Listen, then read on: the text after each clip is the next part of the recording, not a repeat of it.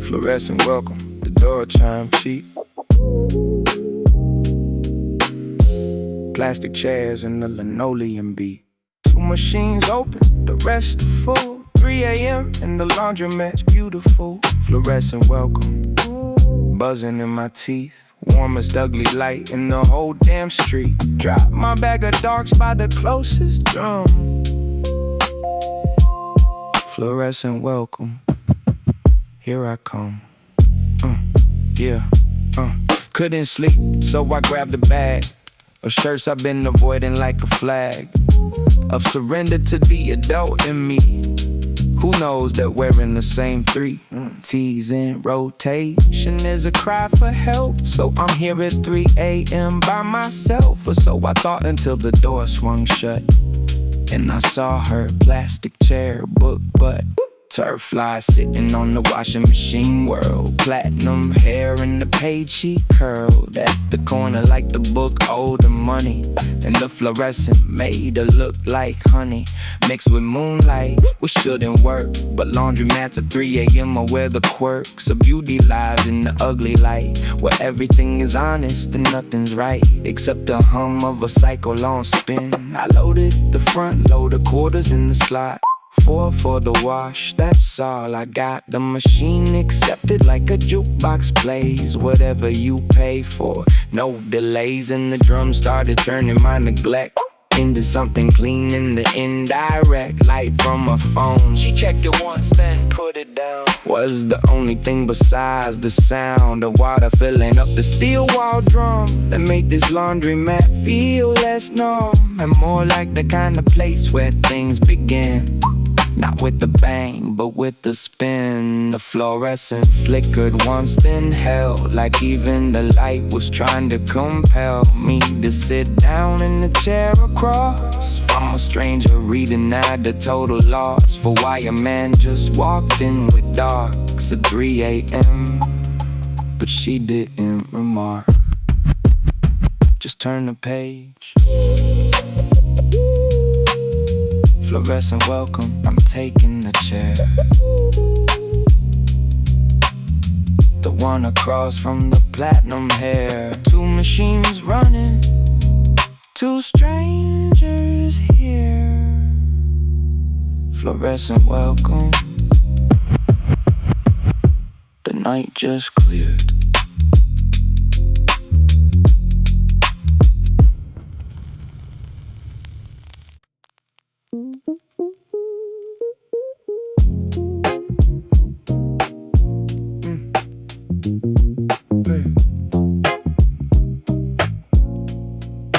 Quarter machine ate my last dollar bill, gave me back 8 chances to sit still for 45 minutes in a plastic throne. Quarter machine, best investment I've known. 4 for the wash and 4 for the dry.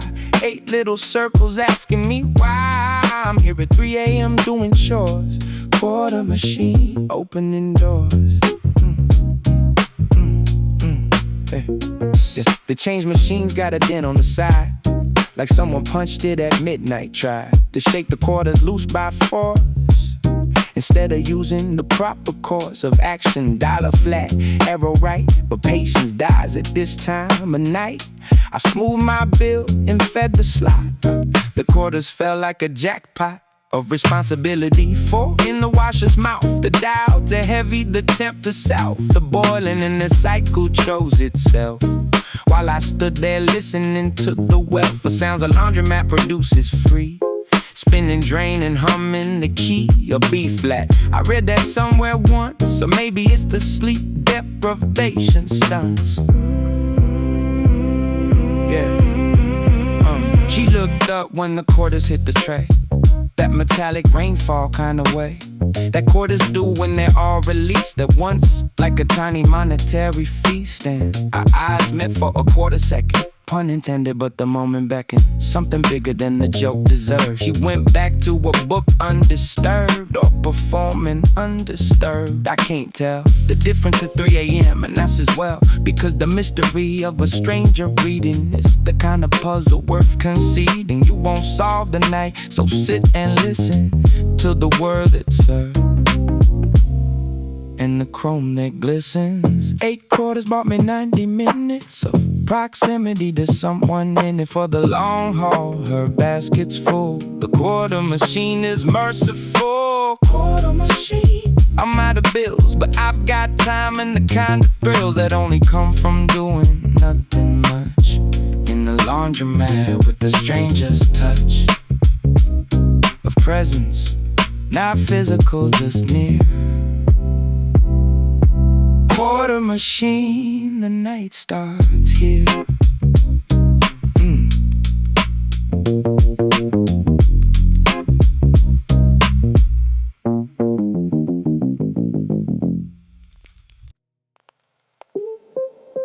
Spin, cycle, thoughts going round and round. Same 3 worries in the same lost sound of my head. But the machine keeps turning, and the thoughts keep burning down to something smaller every rotation. Spin, cycle, thoughts, a gentle medication.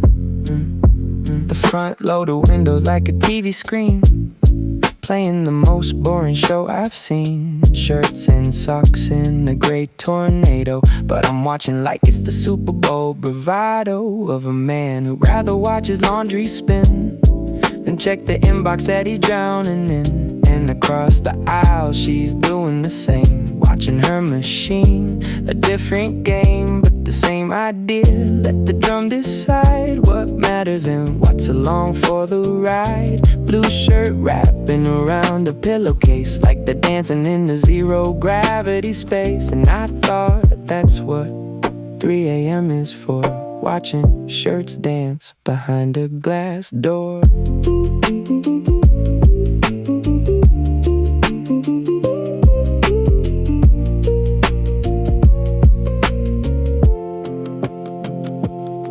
My thoughts entered the spin cycle too. The one about the rent, the one about you, the one about the job I should've quit in March. They all went in together, starch and cotton mixed the way they shouldn't be. But at this RPM, they're all the same to me. Just fabric in a drum, just noise in a skull, going round until the water's full. And then the drain, that's the part I need. The moment when the weight pulls free of the tangle and the heavy wet spin cycle. Thoughts not done spinning yet, but lighter than they were at 2 when I packed the bag and left the blue apartment for the yellow light of here. She turned the page at the exact moment the machine shifted to the rinse component. And I wondered if a book keeps time with the laundromat, the way this rhyme keeps time with the spin. Spin, cycle, thoughts going round and round, getting lighter with every sound of water draining from the things I wore. Spin, cycle, thoughts, I'm not heavy anymore.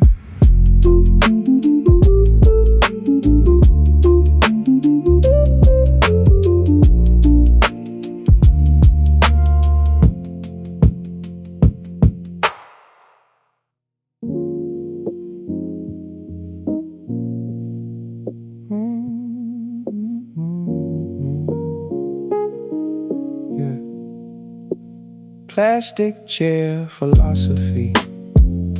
This seat knows more about the human condition than a bookstore. It's held the tired, the bored, the broke, the clean. Plastic chair philosophy. Know what I mean? This chair's been sat in by 1,000 backs. Single moms with double stacks of kids' clothes. The college kid whose whites turned pink from something that he hid in the wrong load. An old man every Tuesday. A woman who comes at 3 a.m. Is that her due day? No one asks because the laundromat has one rule. You mind the gap between your business and your neighbor's drum. And everybody's equal, everyone's welcome. At 3 a.m. in a plastic chair that cost $1 at a warehouse and has never been tossed. Despite the crack along the left side arm, this chair has done more good than harm.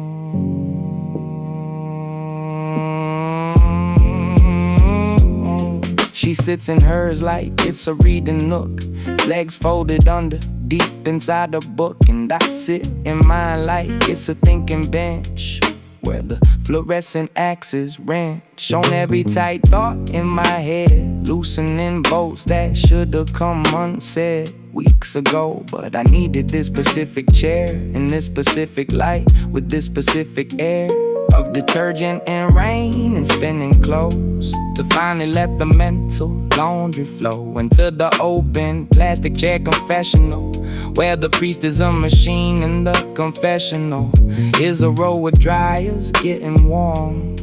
Plastic chair, my shelter from the storm.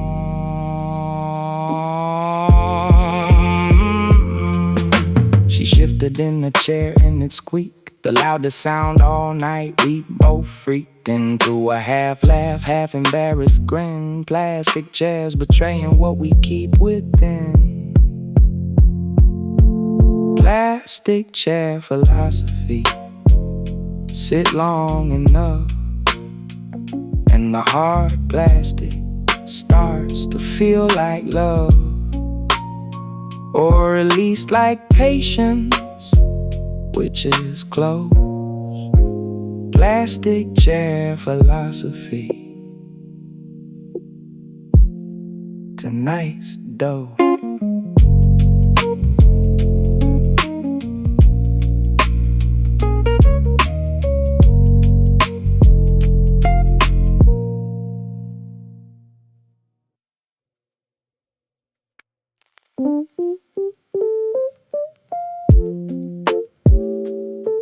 Yeah. She's reading Dostoevsky at 3 a.m. in a laundromat. I don't know who she is, but damn, that's the most intimidating choice of late night reading in a quiet voice. Mouthed a word I couldn't catch from here. She's reading Dostoevsky and I'm reading fear of talking to someone clearly smarter than the average 3 a.m. laundromat man. Yeah. I saw the cover when she turned it face down on a neat yellow spine, rushing crown of literary weight. And I thought, who brings Dostoevsky to a place where the washing sings its industrial lullaby at 3? Someone who's either broken or more free than I've ever been, or both, because the broken ones are free without a cause or a cage to blame the freedom on. She's reading Crime and Punishment at dawn, almost dawn, and the machines agree that some crimes are just proximity to someone who makes the fluorescent light look like it was designed for reading Fyodor at night. I tried to see what page she's on, too far, but the book is thick. She's past the scar of the first 200 where the plot is slow, and into the part where the fevers grow, and the guilt becomes a character itself. And I think she brought that from her shelf at 3 a.m. for a reason, and the reason is probably the same as mine this season. Can't sleep, can't think, can't stay in bed when the ceiling has the same answers spread across this plaster. Nothing's resolved, so you take your laundry in a book that's solved. Nothing in 200 years, but still makes the sitting still feel like a skill. She caught me looking at her book and raised the cover slightly, showed me unfazed and shrugged like, yeah, I know it's heavy. I said light reading, she said steady, and that was our first exchange. exchange of words over a Russian novel and some spinning shirts. She's reading Dostoevsky and I'm reading her. The way you read a room, not every word, but the feeling, the posture, the page she's on. She's reading Dostoevsky and I'm gone.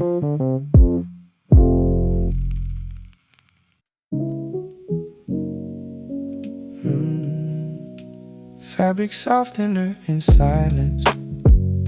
She offered the bottle without a word across the aisle. Full throttle of a kindness that the daylight wouldn't allow. Fabric softener in silence. This is how strangers become something in between. The loneliest and the kindest thing I've seen. Yeah. My machine beeped done and I stood to switch the wet clothes to the dryer and the hitch. And the plan was I forgot the sheets need softener, or they come out like beats of cardboard, stiff and scratchy and wrong. And she must have heard me swear too long, because she held the blue bottle out, arm extended across the aisle without a word, just a bottle and a nod, like lending softener at 3 a.m. is God's way of saying you're not alone tonight. Even in the laundromat under this light. I said thanks and poured a cap. She said, you're the spin cycle nap guy. I saw you almost fall asleep, watching your shirts go around deep, and thought of deep and nothing hard to tell. I said both, and she said, well, that's the most honest answer I've received in a laundromat. Most people leave without admitting they came for the hum, not the laundry. And my brain went numb with the recognition of a truth I packed between the darks and the lights I stacked. I came here to be near a sound that spins, so my thoughts can find the discipline to untangle from themselves and drain. Fabric softener, she understands the pain. The bottle sat between us on the bench, like a peace offering, like a wrench tossed between two mechanics of the mind. Fabric softener, the generous kind. Fabric softener in silence. She took it back, poured some in her own machine. The track of generosity complete the loop of strangers helping strangers in the scoop of a blue cap at 3 a.m. Fabric softener, and we're not strangers anymore then.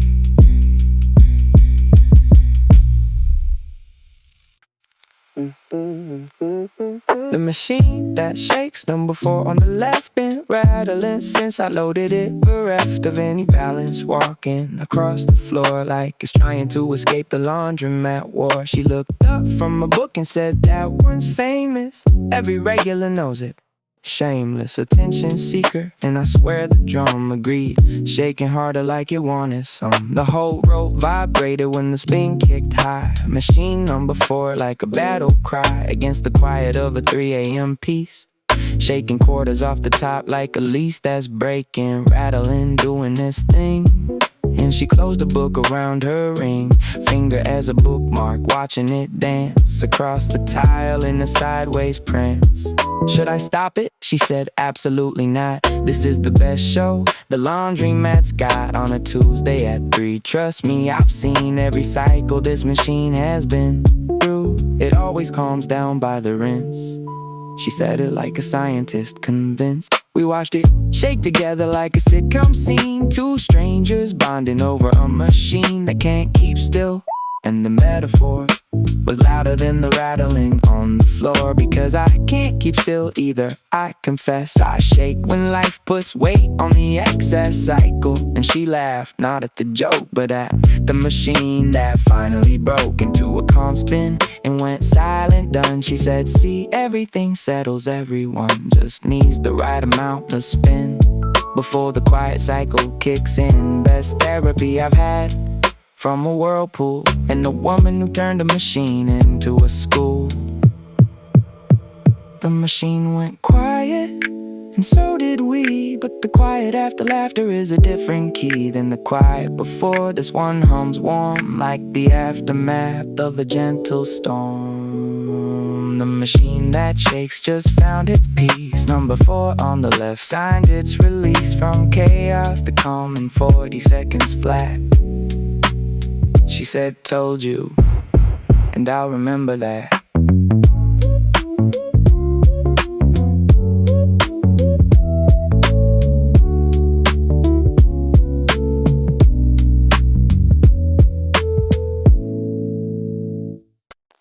Folding at 4 a.m., the dryer beat first.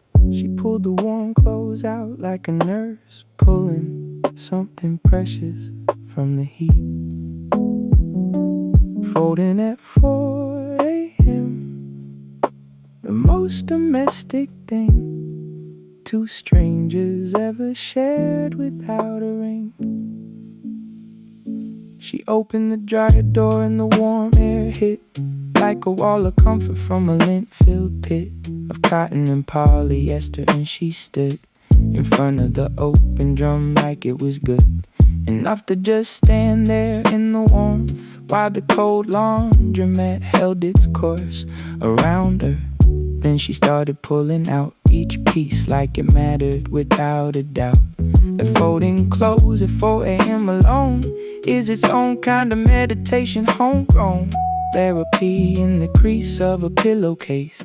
In the way a t-shirt finds its place, I didn't plan to help, but my dryer went off 2 minutes later in the den. In the silence made us both end up at the folding table, both corrupted up by the intimacy of warm laundry shared. A public table where our elbows bared the distance down to inches, not feet. Her towel next to my crumpled sheet, and she folded like a master, crisp. Every corner tucked, every collar flipped. I folded like a man who balls his shirts. She looked at my pile and said, that hurts my soul. Took my t-shirt, showed me how thirds, not halves. I'm learning folding now.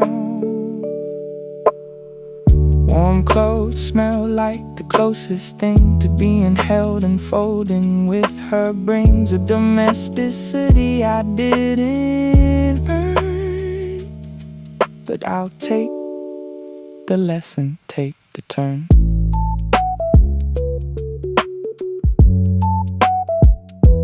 Folding at 4 a.m., her stack is neat. Mine looks like a crime, but the defeat is beautiful because she's laughing hard.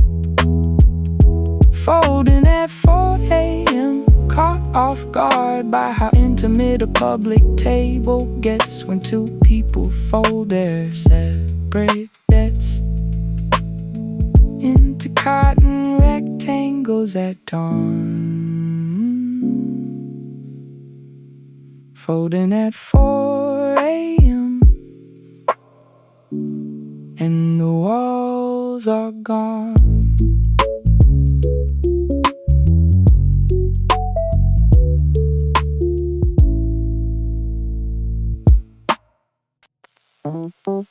Lost sock monologue, she held it up, a single gray sock like a championship cup, and said, this is the 4th one this month.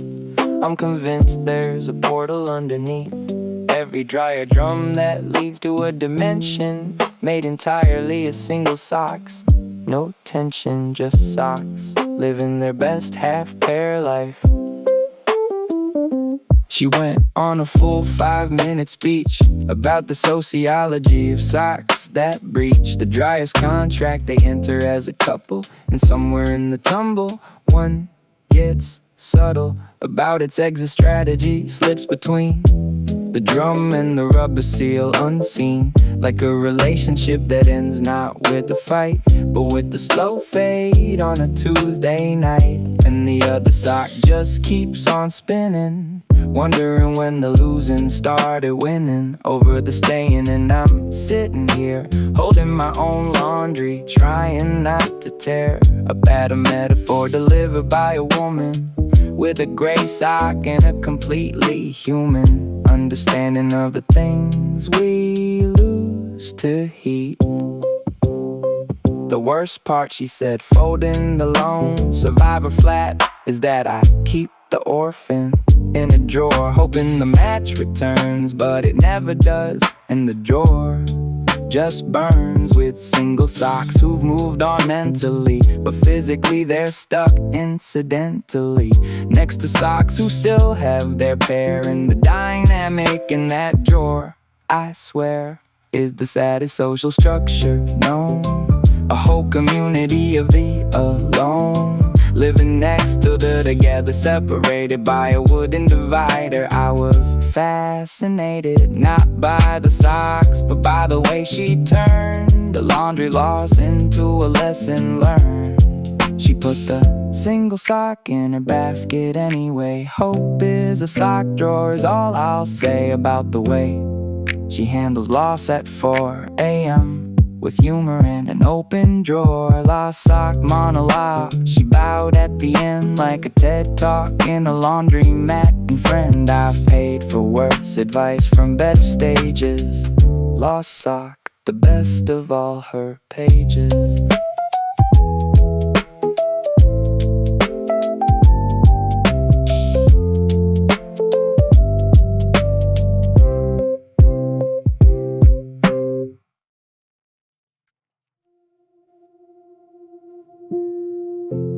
Bookmark fell, a receipt from March slipped from the page and made an arch to the floor between our chairs. We both reached down at the same time. Prayers couldn't have choreographed it better. Her fingers and mine on a faded letter of a grocery run, eggs, milk, and bread. Her bookmark fell, and the night turned red. It landed face upon the linoleum tile, a CVS receipt from a different mile in a timeline. And we both leaned down like gravity conspired in this town of washing machines to pull us toward the floor where the receipt was stored for half a second before 4 fingers met, 2 hers, 2 mine, on the alphabet of someone's weekly shop. And the touch was small, but it carried too much information for a laundromat to hold. My hand was warm and hers was cold from the metal chair arm, and the difference in our temperatures was the inference of a night where hot and cold keep meeting. She got it first, pulled it up and smiled. My bookmark since March, pretty mild, commitment to a proper one, she said. I said, what'd you buy? She said, just bread and eggs and the kind of hope you find in a grocery store when you've left behind another apartment and you're starting fresh in a new kitchen with an empty mesh bag and a receipt that becomes a mark in a book about guilt and the dark of a Russian winter. And she tucked it back between the pages on the exact track she was reading, and the night moved on, but my fingers still feel hers. They haven't gone. A bookmark is a promise to return to the exact spot where you stop to learn something, and her fingers on that receipt were the bookmark of the night I'll keep. Her bookmark fell, and I felt the weight of a grocery receipt, and a touch too late to be accidental, too brief to be sure. Her bookmark fell, and I want more.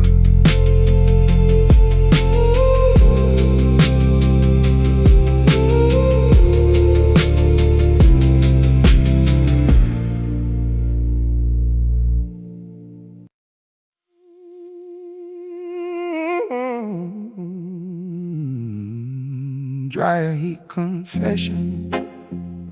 The warm air loosened everything I've kept inside and juiced in silence for the better part of years. Dryer heat confession.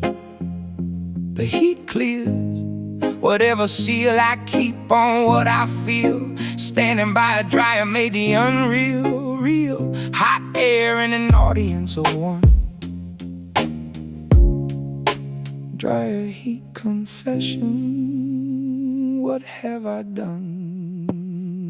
We were standing by the dryer when it opened, and a wave of heat that hit felt like a token from the universe. Here's some warmth, now talk. And I did. I don't know why the chalk outline of my usual walls just dissolved in the dryer heat like a problem solved by temperature instead of time. I said I moved here to outrun a mind that tells me I'm my father's greatest hit, of repeating patterns every bit of how we love was a revolving door, and I installed the same one through 4 relationships that ended with my bag packed by the door like a military drag of retreat, retreat, retreat, advance, only far enough to learn to dance, then retreat again. And the dryer hummed like it understood what I'd become. She didn't step back from the heat or from the confession, kept the feet planted on the linoleum and said, the dryer's got you. That's the heat instead of the cold you usually confess in. The cold lets you take it back, but the warm lets in the version that you actually need. And she was right. This industrial machine with its lint trap and its timer dial was better than a therapist file at getting me to say the thing I hide. She stood in the warm draft by my side, not touching, just existing in the same pocket of heat, and the quiet game of two people letting dry warmth decide what stays inside and what comes outside. Warm air rises and so do truths. When you're standing in a dryer's proof that heat transforms cold, wet to warm, dry. Confession is the same, you just apply enough warmth to the sealed up thing, and the truth comes tumbling, lint and string and all.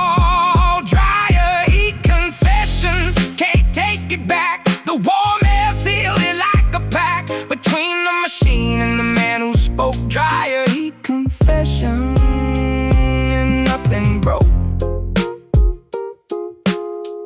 Everything just softened in the heat. Two people and a dryer on a quiet street.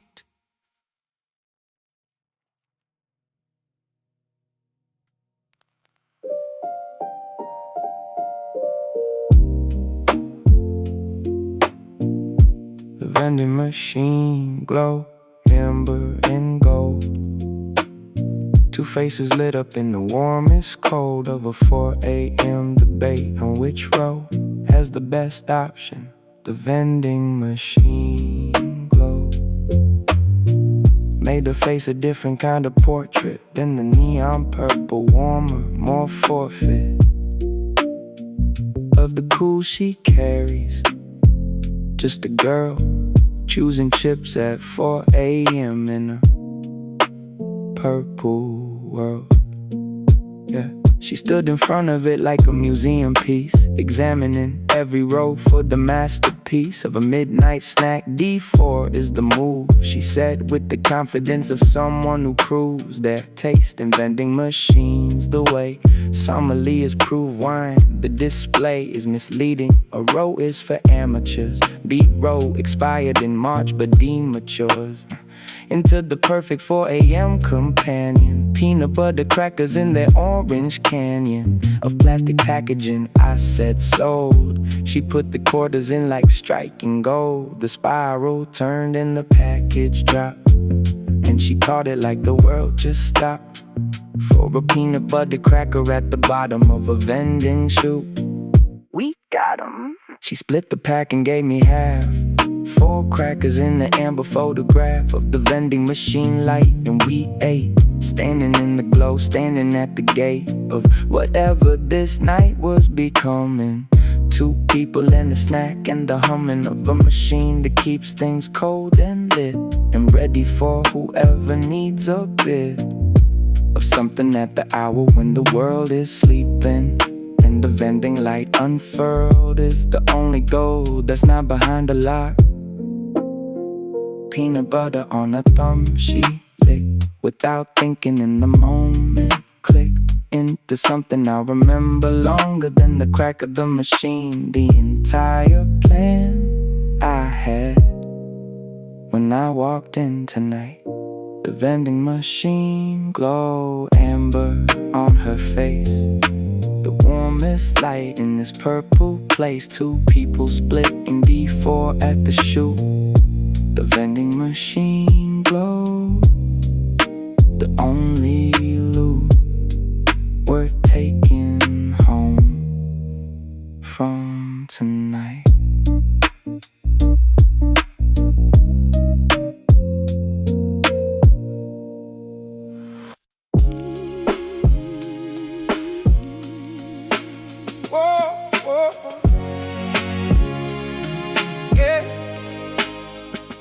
Whites and colors, she said you separate them. I said always. She said that's the problem with people like us. We sort everything into categories before the washing brings it all together anyway.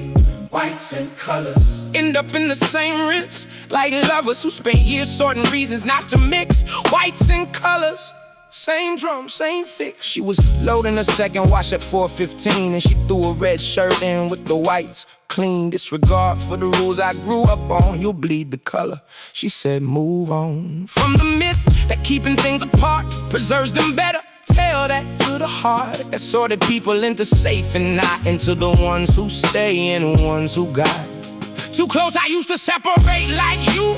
Darks on Monday, lights on Tuesday. Through the weekend categories, organized my whole life into loads, and I despised every minute of the sort until I learned that the best wash of my life returned. Everything the same shade of warm when I stopped separated through the storm of pink, whites, and faded darks. I found the most honest laundry I've been around. I watched her throw a white towel in with jeans and a purple sock with a shirt that leans toward cream in the machine. Didn't care. It took the unsorted load without a prayer or a warning label, just the drum, accepting everything she'd become. Tired of dividing, and I stood there with my carefully sorted darks, my carefully prepared defense against the bleed of one thing into another, and the world it's a swing. Hit a chord that sounded like the truth she was throwing at me from the proof of a machine that washes everything the same. Whites and colors, nobody's to blame for the bleed, the mix, the beautiful mess of a life that's done with separateness. She closed the machine door and the drum began, mixing everything like only a machine can, without judgment, without the sorting grief. Whites and colors spinning toward relief, and I looked at my neat pile of darks and my neat pile of whites in the laundry cart, and I grabbed them both and opened the drum and threw them in together. Everyone, whites and colors, same water now, same soap, same spin, same sacred vow to stop separating what belongs together. Whites and colors in any weather, in any drum, at any hour. Whites and colors, the laundromat's power is teaching at 4 a.m.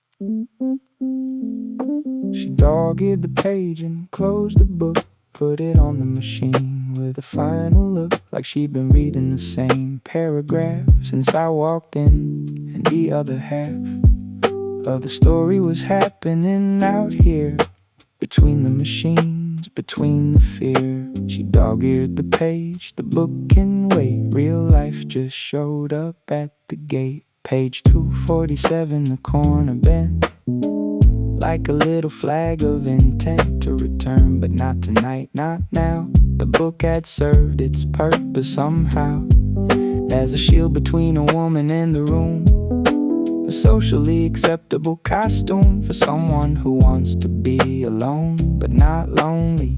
And now the costume's thrown on the machine beside the softener, and she's sitting here in the raw version. No pages to hide behind, just a woman with a folded mind, open to the aisle and the man in it, who threw his whites and darks in the same pit because she told him to.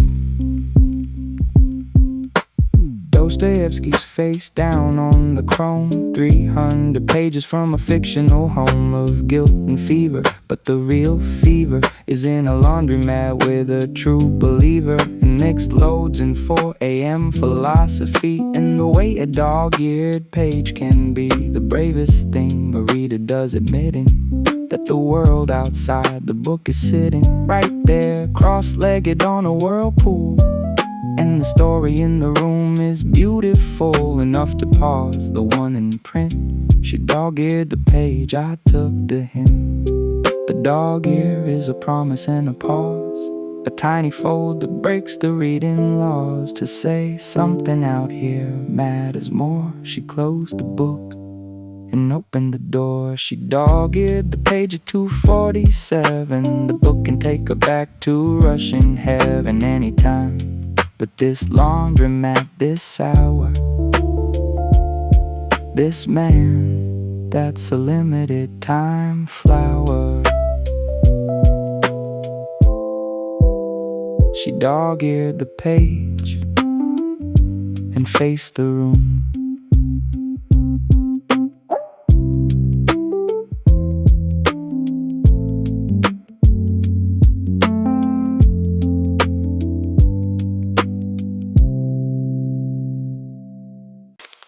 Rinse, cycle, honesty, the heavy's done, the soap is out, the spin is almost won. What's left is just the clear water part. Rinse, cycle, honesty, a cleaner start.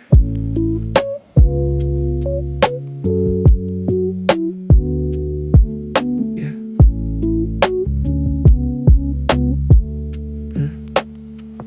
After the confession and the color speech, the room needed a moment out of reach of heavy, and the machines agreed. The spin cycle ended and the freed water drain, like everything we said, finally found its way to the drain bed of the night. And what was left was clean, the lightest version of the in-between. She sat back in her chair and breathed, the kind of breath that people breathe after crying or after the truth comes out, like the exhale of a youth returning to the body it abandoned when the adult took the reins and commanded silence. Rinse, cycle brought the quiet back.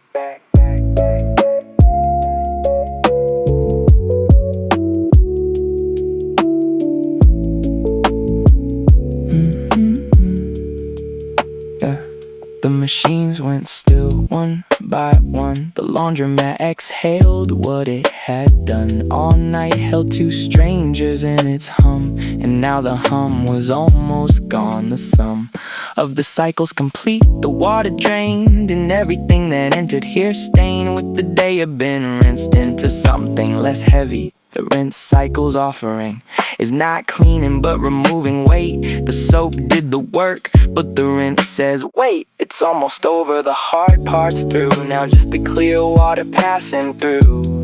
She looked at me and said, I feel lighter. I said, me too. The drum was a fighter, but the rinse is where the peace begins. Clear water to doesn't judge what the soap released, it just carries it away, piece by piece, down the drain and into the pipe. Rinse, cycle, honesty, the gentle type.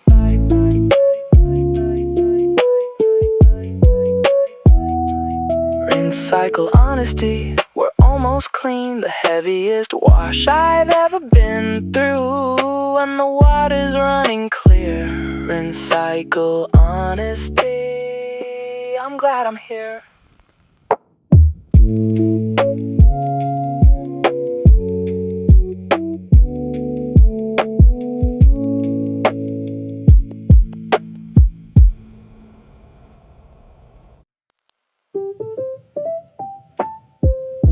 The floor is warm here, right by the dryers, where the heat leaks out like underground wires, carrying something electric through the tile. The floor is warm here, stay a while. We slid down from the chairs to the ground. The floor is warm here, that's the sound of two people giving up on sitting right. The floor is warm, especially tonight.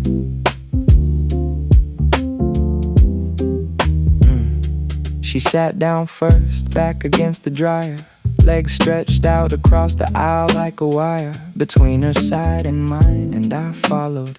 Slid down the machine I've been borrowing, swallowed my pride about sitting on a public floor at 4 a.m. But what are floors for, if not for the moments when the chairs feel too formal for the kind of prayers you say in laundromats, the silent kind, where the warm floor is the closest thing you find to being held by something that expects nothing back, just a surface that connects your spine to the hum of a machine. The warmest floor that I have ever been.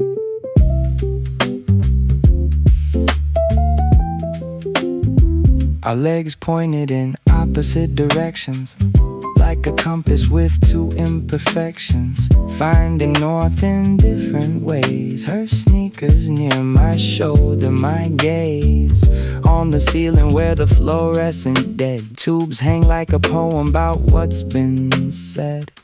Tonight in this cathedral of the clean, and from the floor the machines look serene, like monuments to the repetitive art of start and overload, start, drain, dry, fold, repeat. And the floor between our bodies holds the heat of every cycle run tonight. The floor is warm and the world feels right. From the floor the ceiling's far away, like the problems of the yesterday that brought us here with bags of dirty proof. The floor is warm beneath the laundromat roof. The floor is warm here, I'm not moving yet. The best seat in the house, the cheapest bed I've ever placed on a Tuesday night. The floor is warm and she's within arm's height.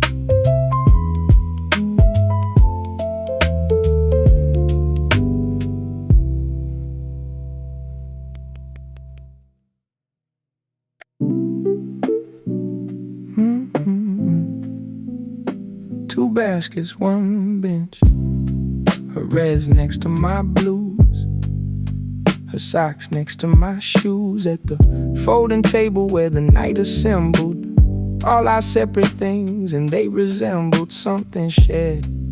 Two baskets, one bench, the most domestic accident, the wrench in my solo plans, her lavender and my gray. Two baskets, one bench, at the end of the day we piled everything on the folding table, both loads, both baskets, one long cable of clothing that somehow ended up as one. Her towels on my shirts, her colors run into my territory on the chrome, and And for a second it looked like home. Not a house, but the concept, two people's things, touching on the surface, the mundane wings of intimacy that nobody talks about. The way your hoodie lands beside a blouse, on a table in the laundromat at dawn. Two baskets on one bench, the line is gone. She picked up a shirt and said, "This yours?" Holding my faded black tee like the wars it's been through are visible in the thread. I said, "Guilty." She held it up and said, "This has been washed on hot too many times. The cotton's thin as paper. These are crimes against fabric." And she folded it with care like it mattered, like the shirt had something there worth preserving despite the damage done. And I thought, if she folds me like that one damaged shirt with patience and precision, I let her make every laundry decision for the rest of whatever this becomes. Her basket's red, mine's blue, the bench is gray. Three colors on the table, and the way they look together shouldn't work but does. Two baskets, one bench, because two baskets, one bench. I'll carry mine, she'll carry hers across the finish line of tonight before a moment on this chrome. Two baskets look like they were heading home together, and the table held the weight of something almost real, almost fate.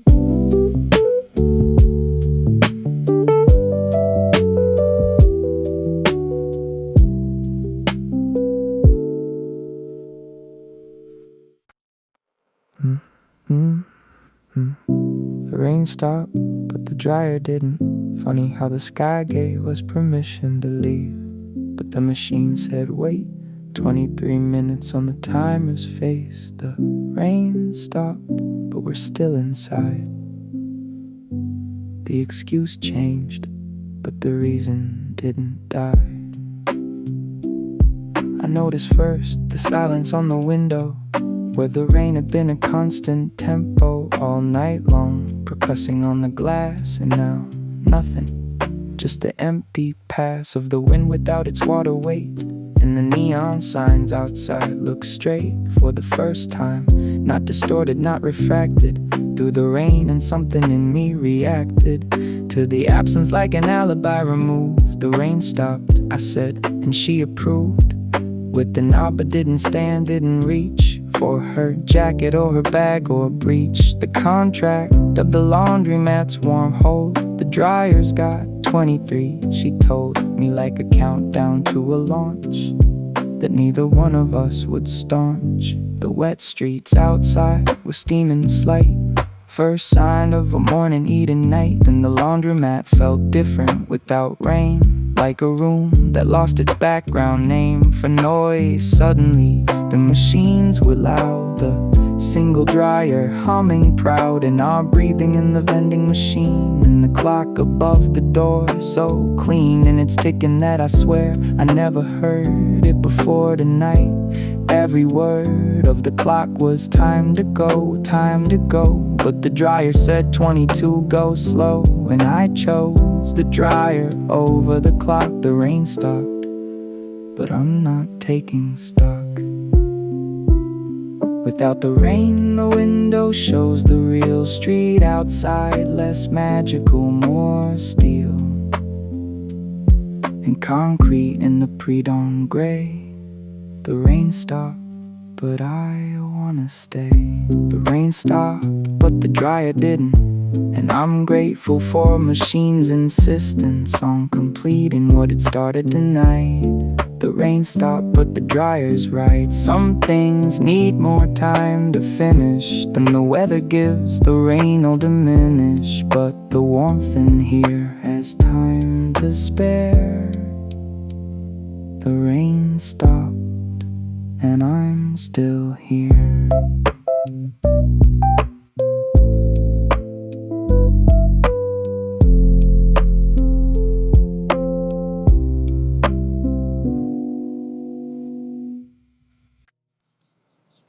She left her book, Dostoevsky, on the chrome. spine up page 247, dog-eared home, to where she stopped when I became the plot. She left her book, and I think it's not an accident, not a forgetful thing. She left her book like leaving a ring on the counter, a reason to come back. She left a book on the laundromat rack. Her dryer beeped his final call at 5.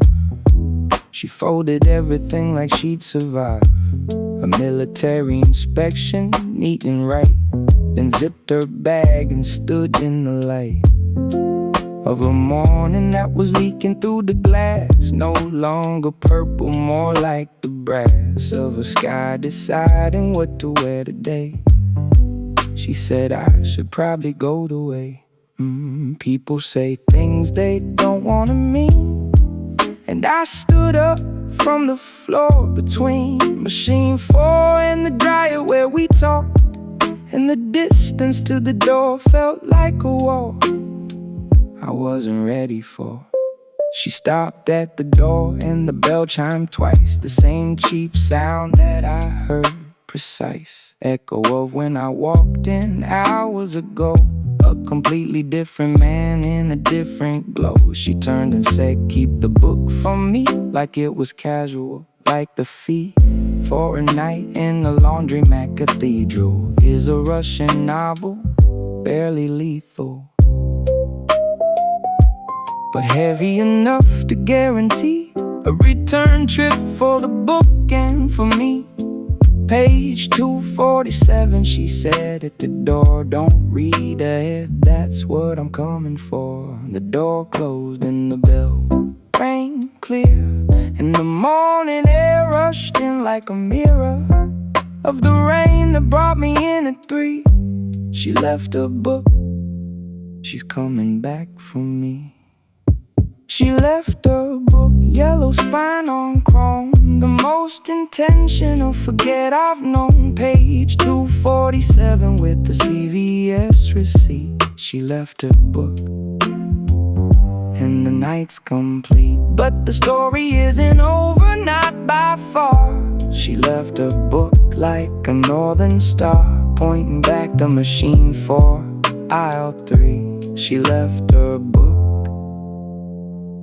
she left it here with me.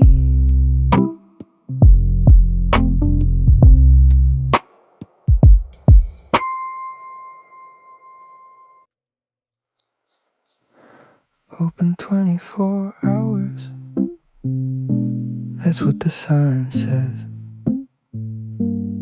Open through the purple and the amber haze. Open when the rain falls and when it clears. Open 24 hours. Open through the years of people like us who come in at 3 and leave at 5 with cleaner laundry. The laundromat's alone with me now. She's gone, and the morning doesn't know how to fill the space she occupied all night on machine 4.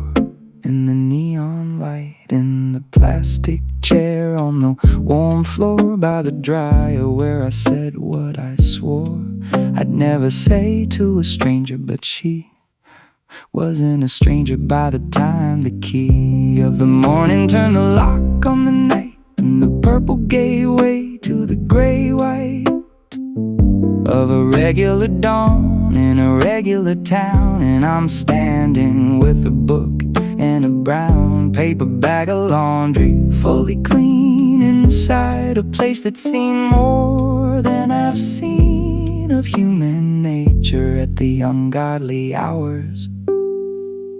Open 24 hours.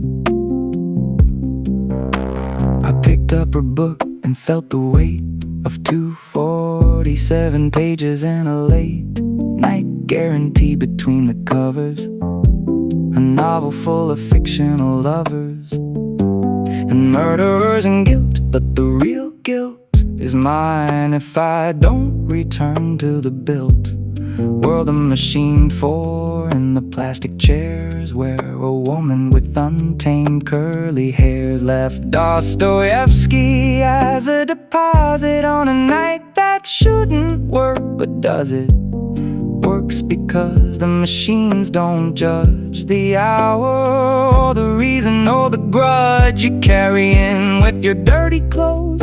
Open 24 hours and the door still knows how to open for someone who needs the hum, the chrome, the purple, the seeds of a conversation between two spins. I walked out at 5:07. The bell rang twice. The neon sign was still on, but the purple was fading into morning blue. I held her book against my chest, and the last dryer wound down to silence.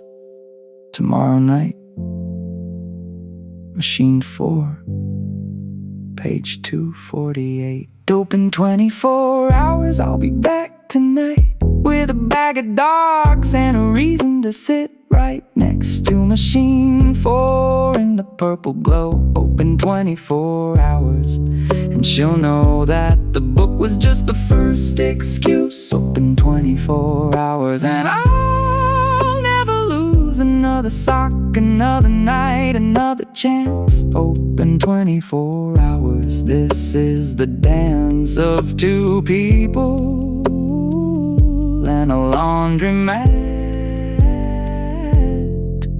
Open 24 hours, and that is that.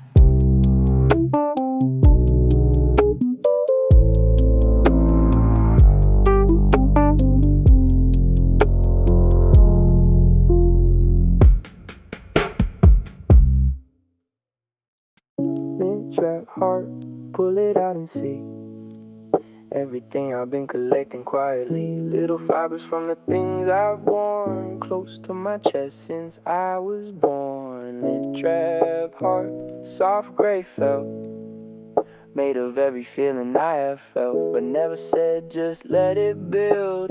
Lint trap heart, finally spilled, yeah. She cleaned the lint trap like a ritual, pulled the screen out slow and habitual, a perfect rectangle of soft gray fuzz. She held it up and said, you know what this does? It catches everything a close let go. In the heat the fibers running slow, enough to land on this fine mesh, like a net for the things we shed. When we're spinning, everyone sheds in the cycle, but nobody threads it back together. Just pull it off, throw it out and cough up the next low like the last one didn't leave a piece of itself, but it did, and it didn't disappear. It's right here in the trap.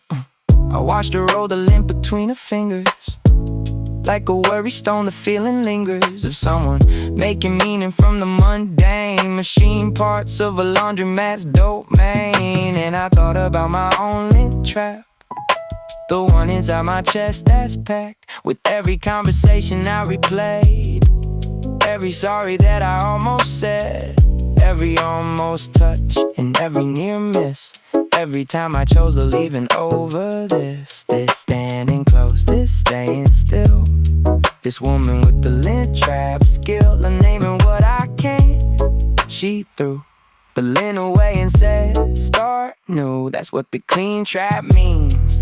You're ready for the next low, keep it steady. She slid the clean trap back into the slot, and the dryer hummed like it forgot everything it held. Fresh start, clean mesh, ready for the next cycles in mesh of fibers, feelings, everything released. Lint trap heart, she cleaned it out for me, not with hands but with the simple key of a metaphor. 4 a.m. Lint trap heart, I'm ready again.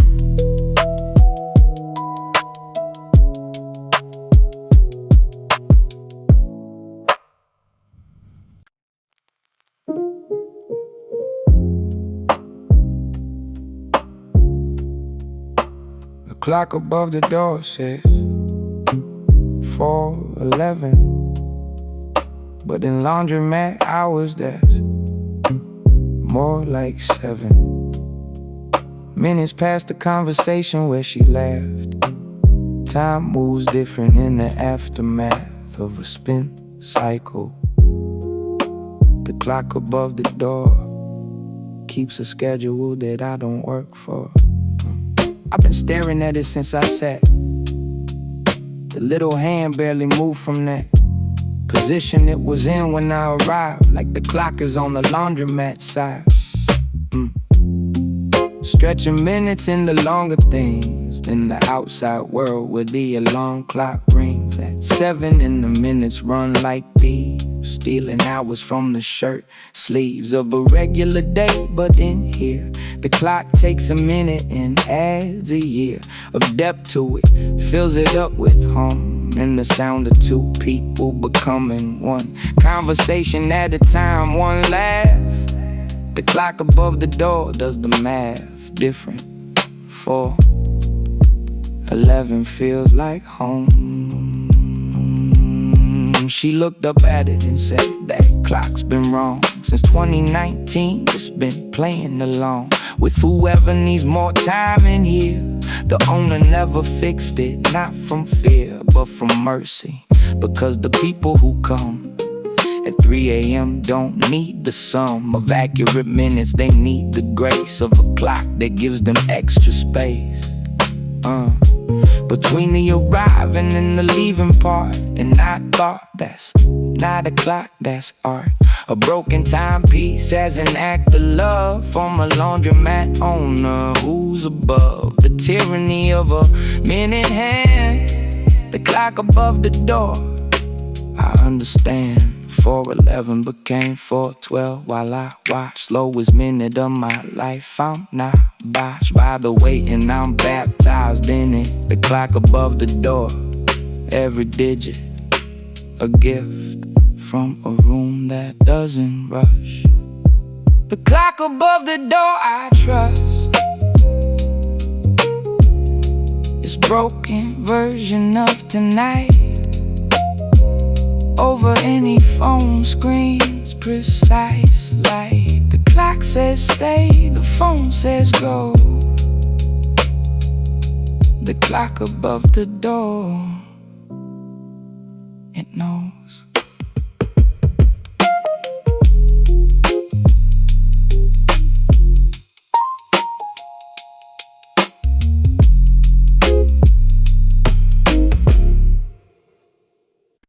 Her laugh echoes chrome, bouncing off the drums of every washing machine, till the whole place hums with the sound of someone letting go. Her laugh echoes chrome, the most beautiful echo I've heard in a room designed for cleaning clothes. Her laugh, the only sound the laundromat chose to amplify the night. It started with the sock, the single gray, survivor of the dryer's getaway. But the laugh that followed was the kind that builds from the belly, not the mind, the uncontrolled, the head thrown back. The laugh that cracks, the armors crack wide open and the chrome machines caught it, bounced it through the seams of the laundromat like a pinball sound, ricocheting off every surface found. The steel, the glass, the tile floor, each one adding just a little more reverb to the joy until the room was full of her laugh, like a monsoon of happy in a place that's usually mute. The cook at the diner down the street doesn't hear a laugh this complete. The bartender closing up at 2 doesn't hear the kind that echoes through a room of steel and glass and chrome. The laundromat turned her laugh into a home frequency, and I'm standing in the resonance of her genuine grin that started as a comment about socks and became the thing that picks the locks on every door I've closed for years. Her laugh echoes chrome and clears the room of everything that isn't this. Her laugh, the thing I'll always miss when the echo fades and the machines go still. Chrome remembers sound, the way lakes remember stone. Every laugh she's thrown into this room lives in the meadow now. Her laugh echoes chrome, and I take a bow to the acoustics of a laundromat at 4. Her laugh echoes chrome. I need the encore, the sound that made the machines acquire. Her laugh echoes chrome, and I'm the buyer of whatever night keeps producing this. Her laugh, chrome cathedral bliss.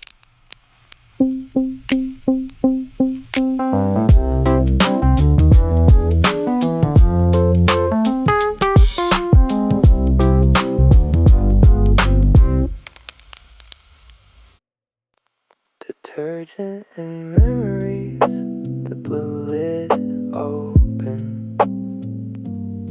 The smell hit like a door that's been broken into by the past, lavender and clean. The most familiar, unfamiliar thing I've seen through my nose instead of eyes.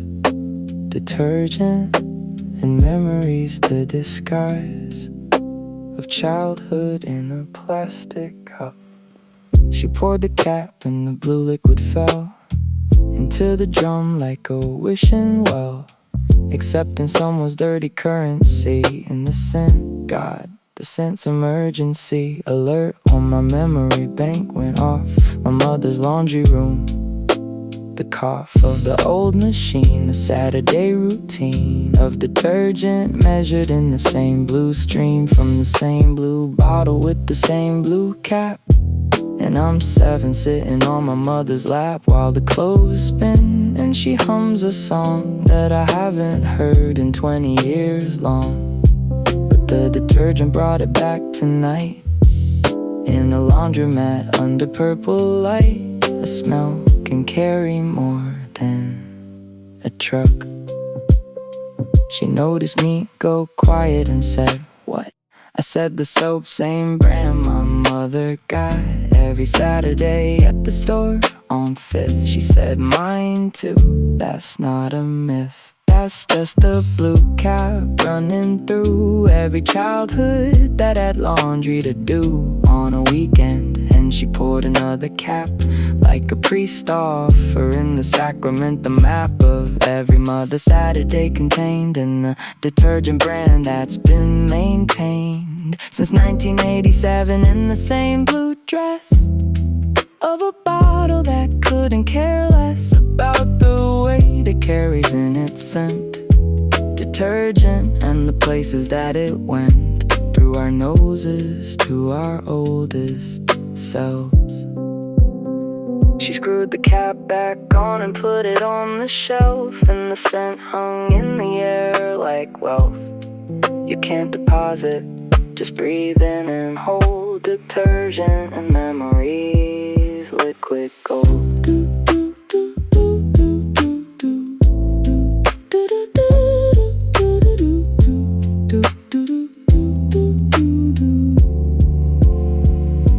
Detergent and memories, same blue cap, same Saturday, hiding in the snap of a plastic lid at 4 a.m. Detergent and memories take me back again to the room where laundry meant someone cared.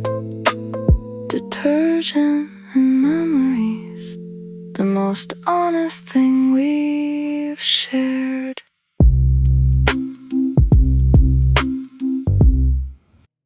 The dryer knows your name, it held your clothes against its drum like someone who chose to carry your weight without complaint.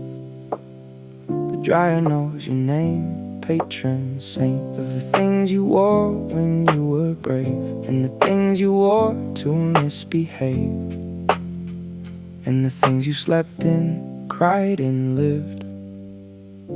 The dryer knows it never judged what you did. Yeah. She said I come here every Tuesday night, not because my apartment's machine ain't right, it works fine. I come because the dryers here are bigger And they're not liars about the time they actually take. 45, which is long enough to make a dent in whatever book I brought, and whatever thought I should've fought harder against letting in. Every Tuesday the machine begins its cycle, and I begin mine, sitting on the chrome at the same time, reading the same rushing guilt until the dryer beeps and the night sits still.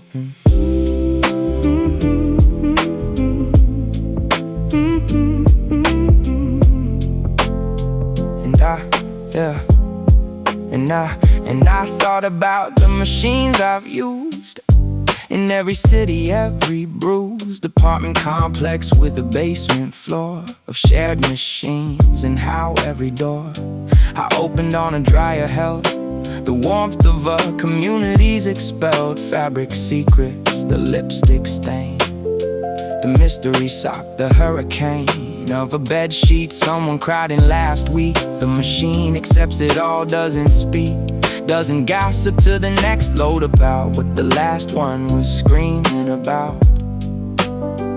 Just heat and spin, the patient art of making something clean enough to restart.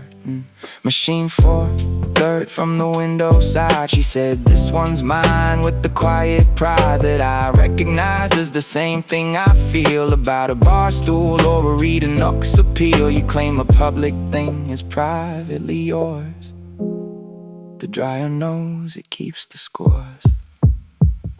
The dryer knows your name, machine 4. Every Tuesday since the year before, she's been sitting here, letting the drum hold the secrets in its constant hum. The dryer knows, and now I know too. Machine 4 out 3, she's overdue for someone who stays past the beep. The dryer knows your name, that's mine to keep.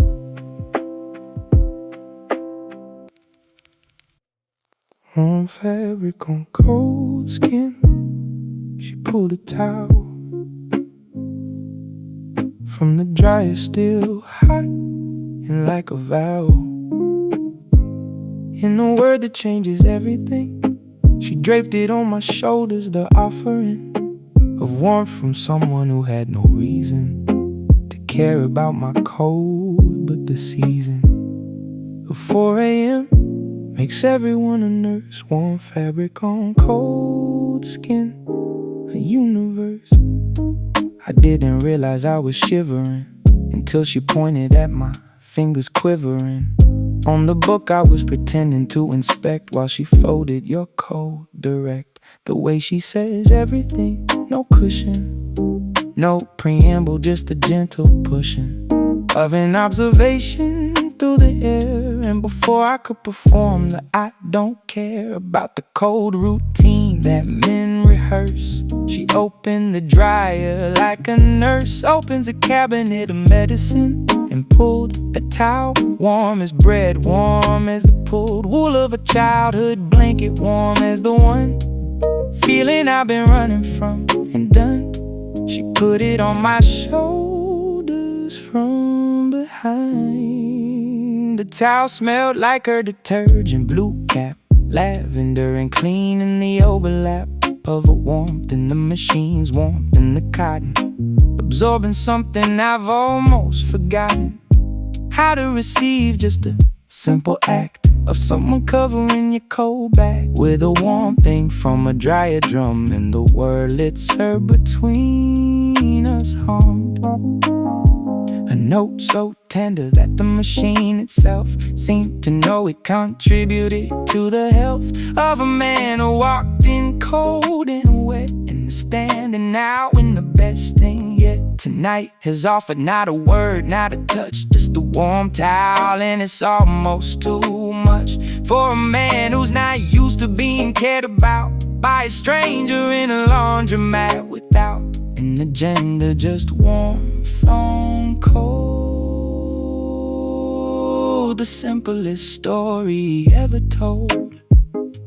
I pulled the towel tighter without thinking, like a child, and I felt the sinking of every wall I entered with tonight. Warm fabric on cold skin. The first time right has felt this easy, this unearned, this free. Warm fabric on cold skin. She didn't ask if I was okay. She did the task of caring without the interrogation. Warm fabric on cold skin. A simple equation. You're cold, I'm warm, here's a towel. The most human thing beneath the fluorescent cowl of a laundromat that's seen it all before. Warm fabric on cold skin. I want more.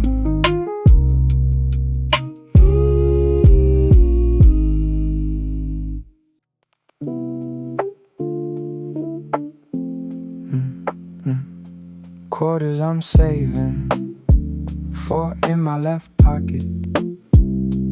Not for the wash, not for the socket of a broken machine. I'm saving these for next Tuesday, for the keys to machine 4, for the cost of admission to a night like this one. Quarters on a mission. I had 8 when I walked in, used 4 for the wash, 4 for the dryer's door. Standard math for a standard night, but the change machine gave me back a slight surplus. 4 extra quarters lined up in my left pocket, like a find, a buried treasure in the metal gut of a change machine. And I felt the cut of an idea sharper than the cold. Save them, don't spend them, let them hold the promise of a Tuesday yet to come. When I walk back in and the purple hum of the neon hits the chrome again, and machine 4 is open, then I'll feed these quarters to the slot and buy another night of what I got.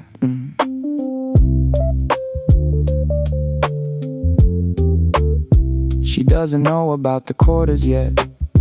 They're my secret, my tiny private bet that whatever this is survives the dawn, that the feeling isn't something she'll have gone from by the time Tuesday circles back. 4 quarters in a jacket, silver stack of maybe, of possibly, of chance that a laundromat can hold a dance between 2 people past the single night and into the repeating light of weekly visits. Same machine, same chair, same book, same curly hair. Same me, but a little less afraid. 4 quarters, the bravest plans I've laid. Silver circles in my pocket clink against each other, and I think that's what hope sounds like at this hour. Quarters I'm saving, small but with power. Quarters I'm saving for the return trip, 4 silver reasons not to let this slip into the category of one time. Quarters I'm saving, every dime, a vote of confidence that Tuesday comes and the laundromat hums, and she's on machine 4 with her book. Quarters I'm saving, that's all it took.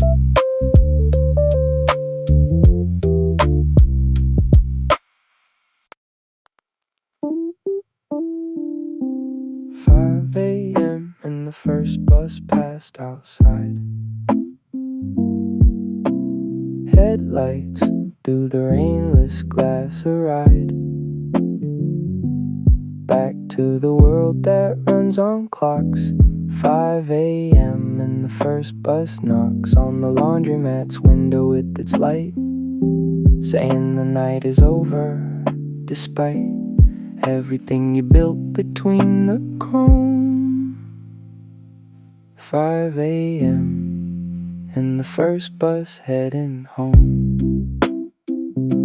The bus was half empty, fluorescent inside, faces of the early shift, the tired pride of people who start when we end our nights. And their bus lit up the laundromat sights with the moving yellow wash across the wall for 3 seconds. Then the bus was small in the distance, and the purple crept back to its throne. But the spell had wept a little at the interruption, at the proof that morning has a schedule, and the roof over this night is not permanent. It's rented by the dark, and the rent is due at dawn when the bus is run, and the city wakes and the night is done. She watched the bus too from the chair where she was tying up her curly hair into a bun that meant I'm transitioning from the nighttime me to the conditioning of the daytime version, who has things to do and places to be that aren't next to you on a chrome machine at a weird hour. And the button was like a closing flower, beautiful but signaling the end of the blooming. And I tried to fend off the feeling that the bus was right, that this was just a laundromat night. Not a laundromat life, but the quarters in my pocket clinked and said begin planning Tuesday. The second bus passed at 5:04, and this time neither one of us saw. We were busy not saying goodbye. 5 a.m. and the buses multiply. 5 a.m. and the first bus is gone, but it left its message. The night moves on. The world has routes, and the routes don't care about two people in the laundromat prayer. 5 a.m. but the quarters in my pocket say Tuesday's only 6 short days away.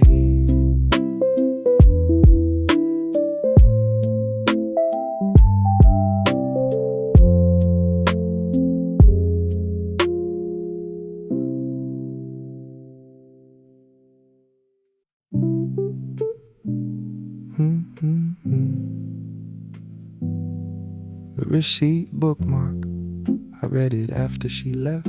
CVS, March 14th, a minor theft of privacy, but the items told a story. The receipt bookmark, her inventory. Lavender soap in the pack of gum, and something for headaches, and a small bottle from the vitamin aisle. And I held the proof that a stranger's grocery list is the roof of who they are. She left it in the book between the pages where the characters been confessing, and the receipt fell out when I picked it up. And without a doubt I should have closed my eyes, but instead I read like a fortune teller reading thread from a different tapestry. Her life in line items, no husband, no wife, just a single person Saturday list.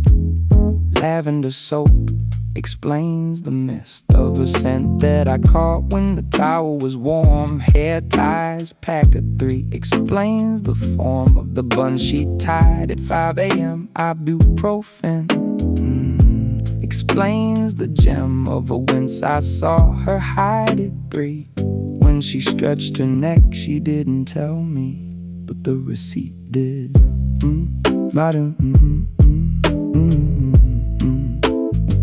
But the receipt did.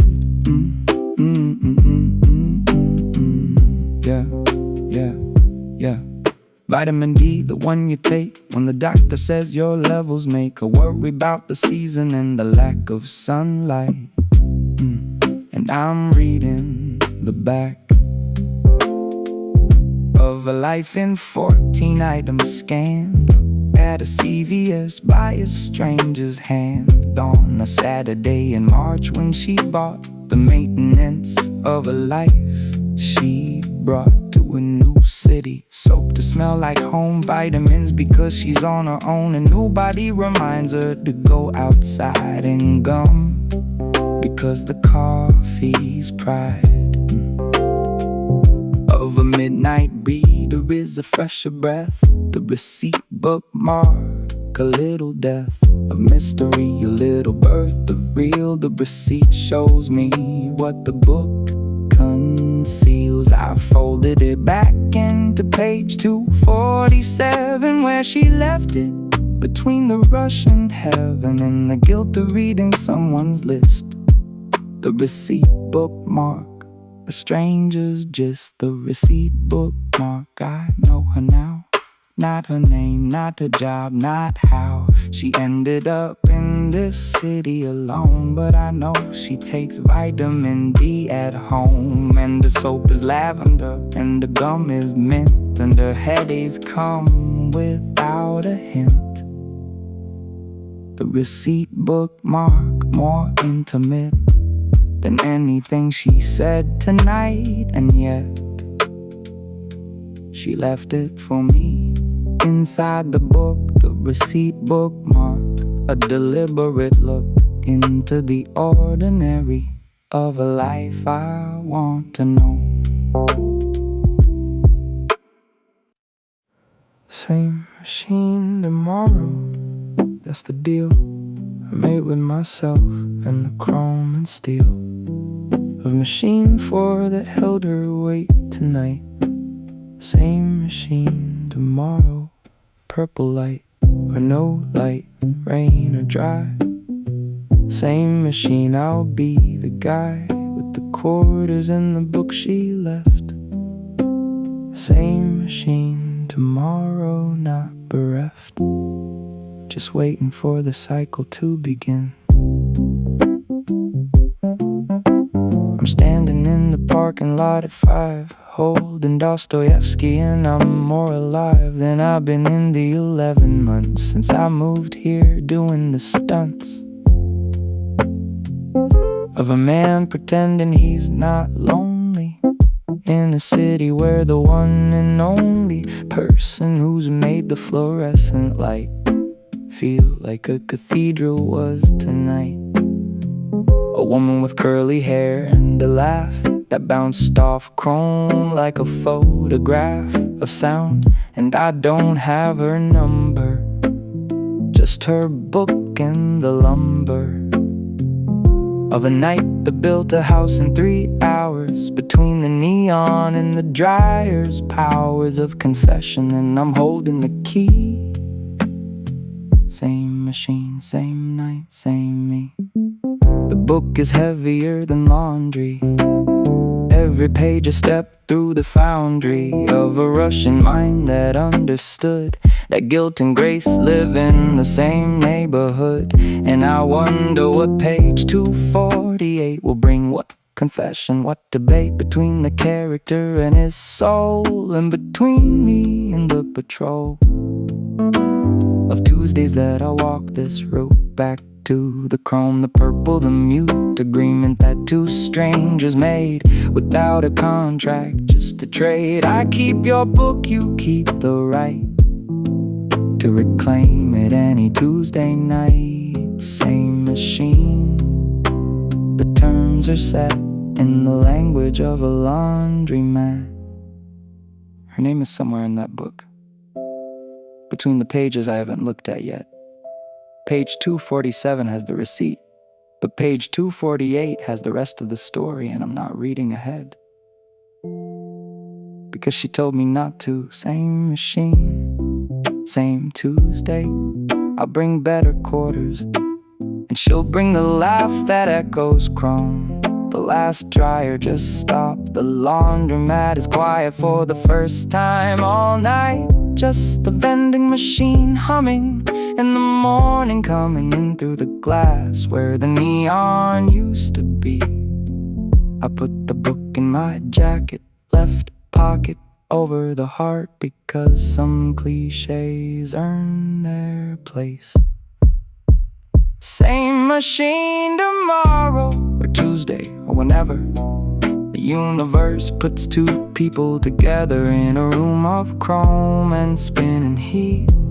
Same machine tomorrow, I'll save the seat. The one on top, the number 4, with the view of the window and the door. Same machine tomorrow, open 24 hours a day for the ones who need more than a clean shirt, who need the home.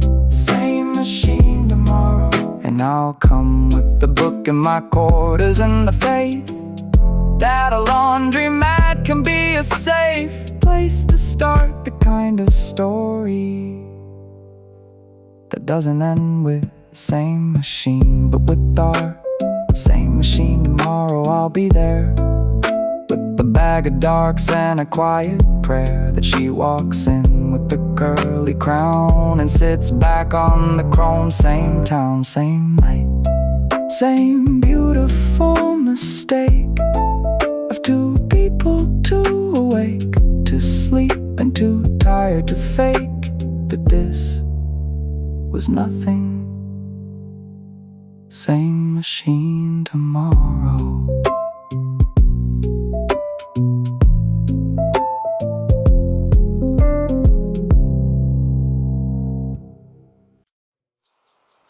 Same soap next time, the Blue Cap brand. It smells like both our mothers' hands. On a Saturday in a different decade. Same soap next time, the plans we've made without making them. The unspoken pact of a detergent aisle in a Tuesday act of faith. Same soap, same machine, same night. Same soap next time, I'll get it right. I'm holding Dostoevsky in the parking lot in 4 quarters and the plot of a night that wrote itself in suds and spin cycles in the quiet floods of 3 a.m. honesty between 2 drums and a woman who's humming still strums something in the part of me that stayed behind in the laundromat, afraid that leaving means it wasn't real. But the book's weight and the quarters is steel, and my pockets say it was, it is. The Blue Cap soap, the fizz of a bubble on a dryer's glass, the warmth of fabric on my back, the pass of a receipt that told me what she buys on a Saturday. Vitamin D for the skies she doesn't see enough of. The neon sign is fading now, purple giving way to the gray of how the morning looks when it's honest. No filter, no neon to tilt her face into something more than what it is. A woman walking to a bus stop, fizz of the night dissolving in her step, but not in mine. I've kept and kept and kept the things she dropped for me. A book, a laugh, a towel, a key to a version of myself that sits on machines at 4 a.m. and it's conversations from the lint and chrome. Same soap next time, and I'll come home to machine 4 like it's the only address that matters in this laundromat wilderness. The Blue Cap, the same brand. Next Tuesday, I'll buy a bottle of my own and leave it on machine 4 like a reservation, like a letter, like a promise written in lavender and soap. And when she walks in and sees the Blue Cap on the chrome, she'll know. Same soap next time, the simplest vow.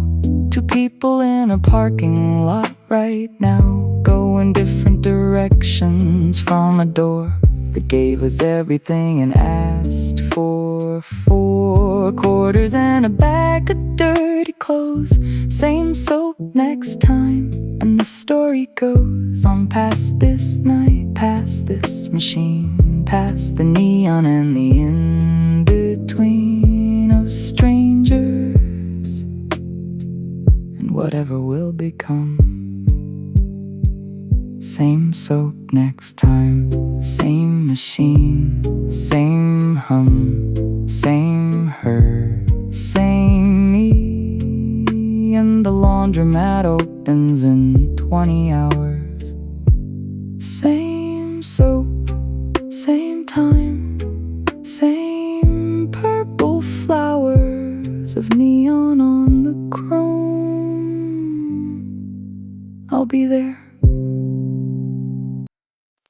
Her shoes are back on, that's the sign. The night contracted past the line. We're staying, sneakers on the towel, mean the barefoot chapter's done the wow. The warm floors and chrome and readings through. Her shoes are back on, mine are too. But not yet, not yet. I'm watching the lace. She ties like a period at the end of a space. She taking them off around 3:15.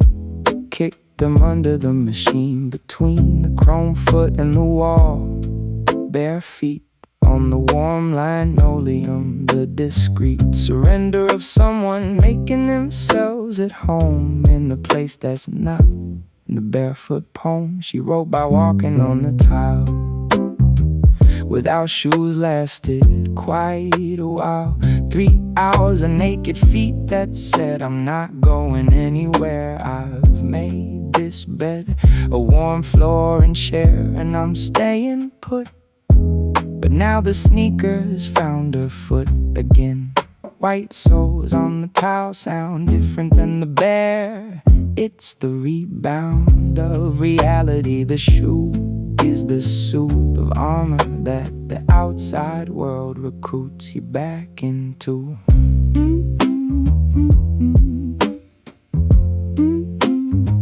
You're back into. Oh, she tied the left one with the double knot, the right one single. That's the plot twist I didn't need at this hour. A woman whose shoes have different power settings. Double knot for the foot that leads, single for the one that follows. Reads the terrain behind, and I'm memorizing the way she ties her laces, recognizing that these are the details you collect when you know the goodbye is the next thing coming. The shoes are back on, and the barefoot era is gone. But the towel remembers the warmth of her step, and so do I. A debt the morning is collecting now. The sound, the sneakers on linoleum. After 3 hours of bare is the premium you pay for a night that wasn't free. Her shoes are back on, and so is the key to the outside world I forgot existed. Her shoes are back on, tied and ready. The transition from unsteady barefoot vulnerability to the steady walk toward the door. And I'm already missing the sound of skin on tile. Her shoes are back on, but for a while the floor held something warmer than the heat. Her shoes are back on, but her barefoot feet are still pressed into my memory's floor.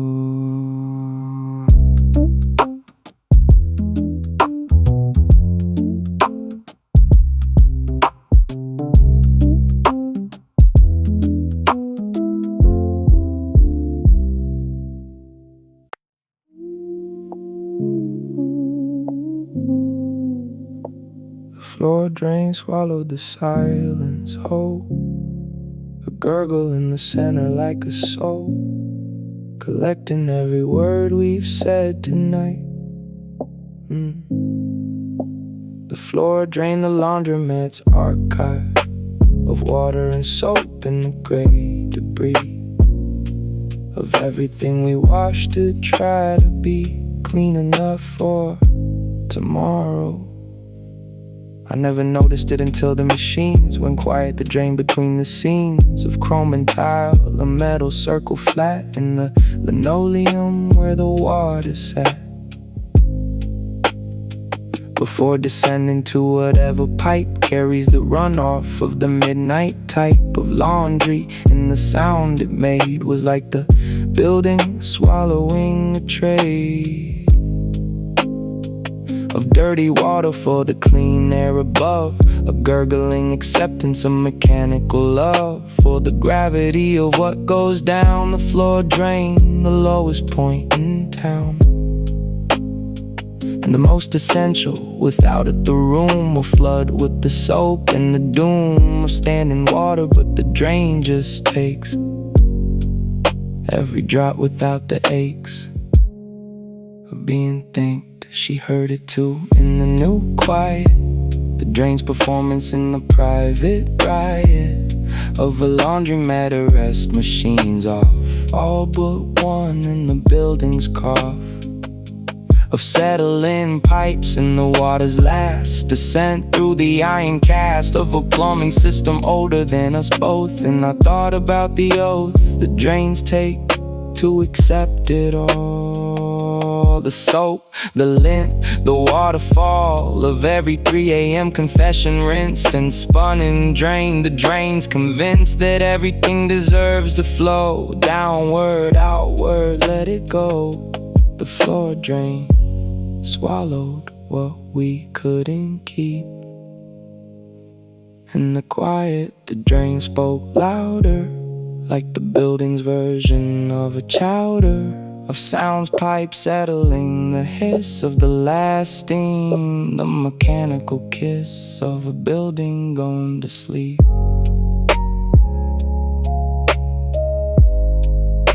The floor drain swallowed the silence whole, and what came back up was the soul of a laundromat at 5 a.m. The floor drain guardian of the hem between the night that's leaving and the day. The floor drain swallowed and we stay.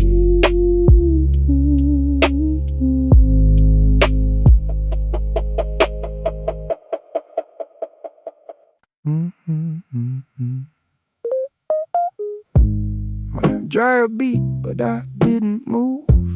45 minutes ago, I had to prove to myself that this was just laundry. Now the beep is asking, what are you honestly?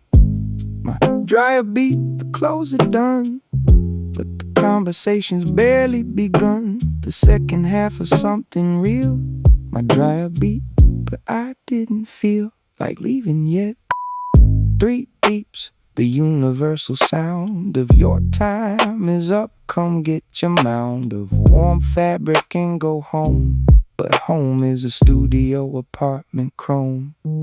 Less than this, lamp less than this. Missing the hum, missing the bliss of a machine that tells you when things end. My dryer beat, then I pretend I didn't hear it, leaning back instead in the plastic chair, like the newly dead who refused to leave the party yet. My dryer beep, my biggest threat. Tonight is a machine that's finished working while I'm still here in the lurking light of something I don't want to name. She heard it too, looked at the machine, then looked at me. Rate the in-between of a man who didn't stand when the buzzer called. And she smiled the way a person who's installed in their own version of I'm not leaving smiles. Her dryer finished 20 minutes miles ago. and she's still in the chair, with the book closed and the curly hair falling across the armrest like a vine, growing toward the floor. And the sign that neither one of us is here for clothes anymore is as visible as the prose in the Russian book she's not reading. My dryer beat, but I'm not conceding. This chair, this night, this purple air. The machine beat 3 more times, then quit, gave up on me like I gave up on it. And the silence after the beeping stopped was the loudest decision I've ever dropped into a room. I'm staying put. My dryer beat, but I didn't move. Nothing left to wash and nothing left to prove, except that staying is a verb that takes more courage than the curb outside where the bus goes by. My dryer beeped and I chose the why of staying over the ease of done. My dryer beeped, but I'm not gone.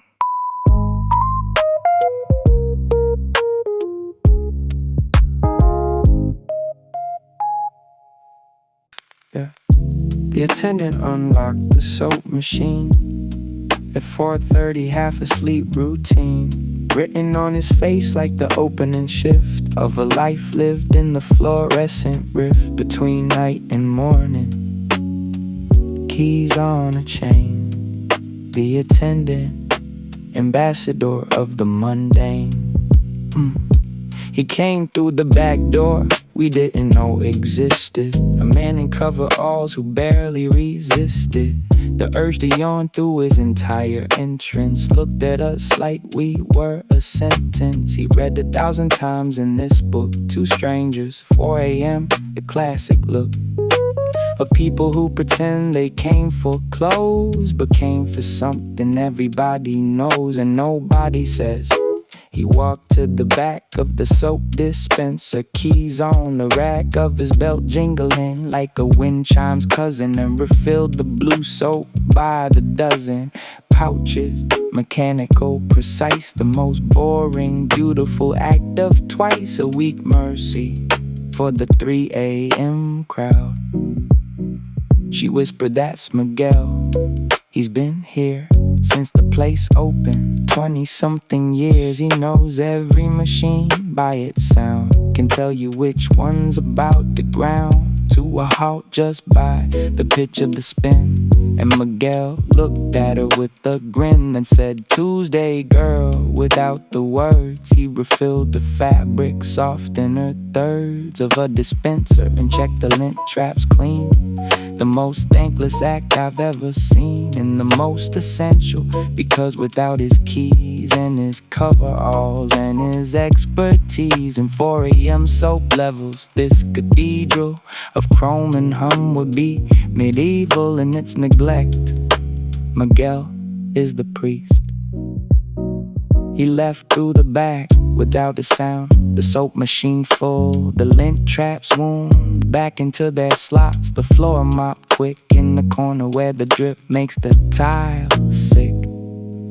20 seconds of care, then gone. Miguel, the man who keeps the song going on. The attendant unlocked the soap machine and relocked it in the space between his arrival and his exit was the length of a prayer, short but full of strength. The attendant, we never said his name, but the laundromat would not be the same without the man who fills the soap at 4. The attendant, the one who keeps the door open 24. Fabric language, you can read a person by the clothes they wash. Every cotton sermon preached by the things they wear against their skin. Fabric language, where the truth begins. Her basket told me more than her words did. A black dress folded small like she'd hid it between the towels and the everyday, like something she wore on a different day than Tuesday, a Friday, or a Saturday, when the version of herself would play a different role than the 3 a.m. reader. In the laundromat, the dress was neither new nor old, worn enough to mean it was the favorite, the go-to scene, dress for wherever she goes to feel alive in a way that the unreal light of the neon can't provide. Fabric language, the dress can't hide. The dress can't hide. Yeah, My basket told a simpler tale. Work shirts wrinkled past the pale of ironing. The fabric diary of a man whose entire inquiry into self-care stops at the washing machine. And even then, only when the clean shirts run to zero. And the last resort is a Tuesday at 3 a.m. The sort of maintenance that barely qualifies as living. And she read between the ties of my hoodie strings the same way I read her black dress. Fabric is the seed of a story nobody chooses to tell, but the laundromat makes you show and tell. Everything, your whites, your darks, your reds, the things you sleep in, the things you dread wearing but can't throw away. Fabric language, the truth on display. She held up a t-shirt with the tour date from a band I love, 2022. I was late to the show but caught the encore. She said, fabric language, suddenly we're read like two books with our covers off. Fabric language, we speak it fluent now. Every wrinkle and every stain somehow a sentence in the conversation of cloth. Fabric language, read the both of us.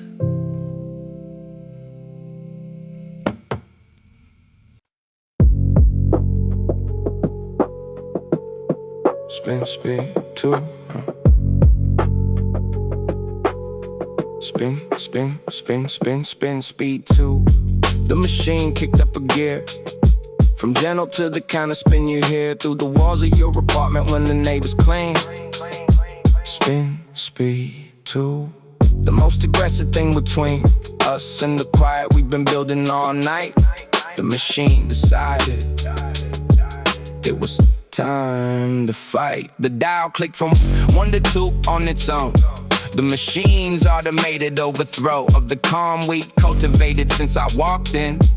And the drum that gently rocked now scream with centrifugal force, like a planet spinning off its course. And the water pressed against the glass like a face pressed to a window. Fast, flattened by the speed of letting go.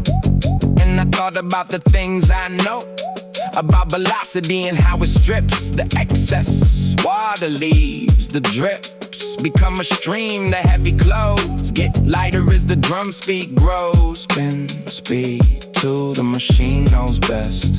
But some things need more force to rest. She watched the machine like watching weather. A storm inside a metal container weather. It would shake apart or hold together. Was the drama of a Tuesday better than any show she'd stream at home? The drum was doing what the poem in the Russian book was trying to say. Sometimes the only way to pray is to spin faster until the weight flies off and you're left with the late night version of yourself, stripped clean by speed, by force, by the machine that doesn't care about your feelings.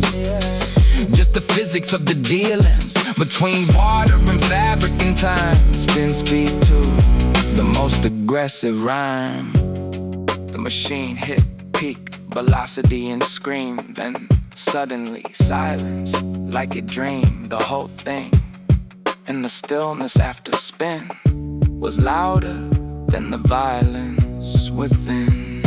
Spin, speed, two, and then the calm, like the iron inside the laundry, some vegetate. Spin, drain, repeat. Spin, speed, 2. Then peace, then heat. The dryer next, the gentle part.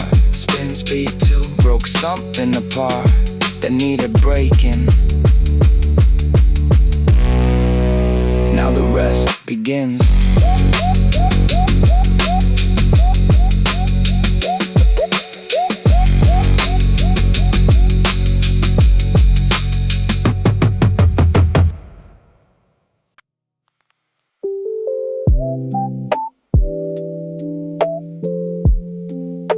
The soap bubble on the glass, one perfect sphere, caught between the drum light and the sheer weight of gravity, deciding when to pop.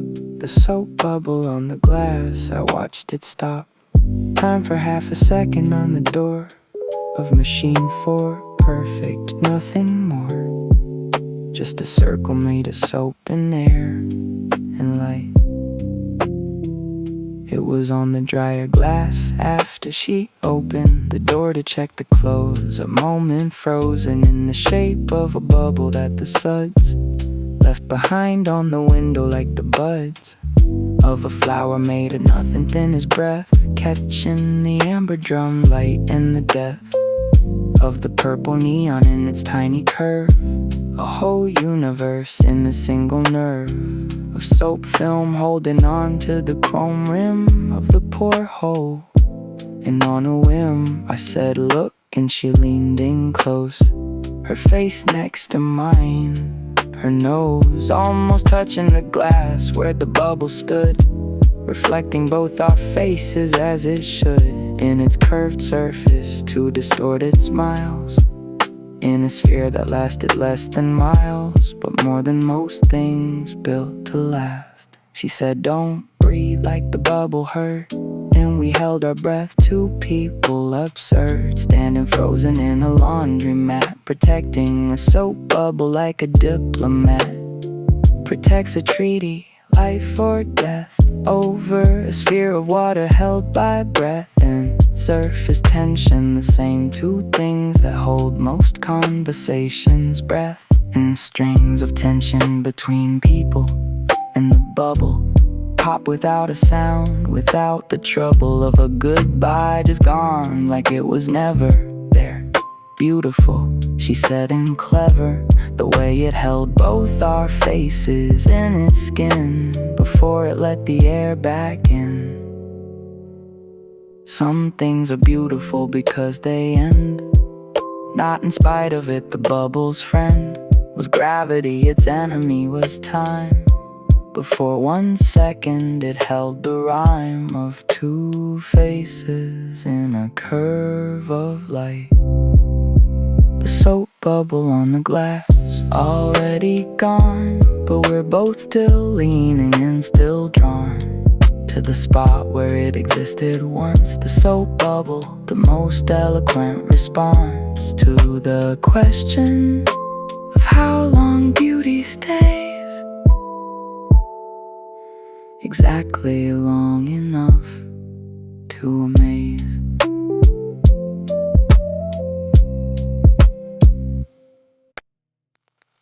She hums along to nothing, no song playing, just the machine and the rain and the swaying of a melody that lives inside her chest. She hums along to nothing, and it's the best thing I've heard tonight, better than the chrome echo of her laugh. She hums like she's home. I caught it when she wasn't watching me, between the page turn and the laundry's plea of a spin cycle ending with a click. She hummed 4 notes, quiet, quick, like a secret escaping through her lips, without permission, just the fingertips of a melody brushing the air and disappearing before the care of self-consciousness could catch it and pull it back. 4 notes, beautiful in in the way that accidental things are always better than the planned. Her strings of a song I'll never know the name of hum to the rhythm of a thing she's made of. She did it again 2 minutes later, this time longer. An elevator of notes going up then gently down, like a hill in a very small town where the melody lives. Population 1, and the only radio stations run by whatever her subconscious plays on the frequency of laundromat days. And I stay perfectly still in my chair, because the moment you acknowledge the air, someone hums till they stop. Self-aware kills the hum, kills the prayer of an unrehearsed song to no one. She hums along to nothing, and I'm undone, done. 4 notes, then 6, then quiet again, like rain that falls, then stops, then rain. The hum returned at every cycle's end, as if the machine and she were friends, keeping tempo with each other's breath.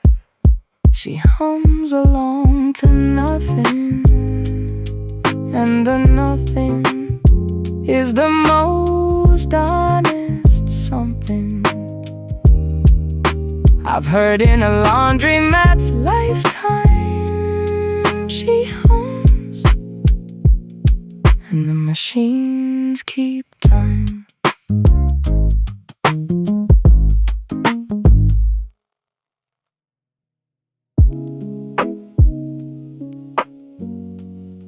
The other washing machine hums different. Number 6 got a pitch that's more insistent than the rest, like a singer in a choir who's slightly flat but full of fire. The other washing machine hums a key that only 3 a.m. can hear, and me. Every machine got its own voice in here. Number 1 is the bass, barely there, just a rumble underneath the floor. Number 2 is the snare, rattling more than it should at the Baron's complaint. Number 4 is the one that ain't quite balanced, walking across the tile. But number 6 got a different style, a high-pitched whine above the rest, like a violin in a metal chest, trying to escape through the vent. And she noticed too, her head slightly bent toward the sound, like tuning in to a frequency beneath the spin. That one singing, she said from a chair, been off key since March, but I don't care. It's my favorite. The broken ones try harder. I pressed my ear against number 6, felt the vibration like a mix of engine and heartbeat in the hum of something mechanical trying to become musical, and it worked in the way that imperfect things at the end of the day sound better than the polished and precise. Number 6 don't need advice on how to run quieter or more smooth. It found its groove inside the groove. A broken Baron meets water flow. The other washing machine, a whole show for 2 people with their ears pressed close to the chrome, to the music, to the dose of beauty in a broken thing. At 4, she said, everything good has a rattle, some small worry fight, some tiny battle between working and giving up. The hum is the sound of choosing to keep going, not succumb. The other washing machine hums different, and I love it, slightly belligerent, against the quiet, against the norm. The other washing machine, warm and born,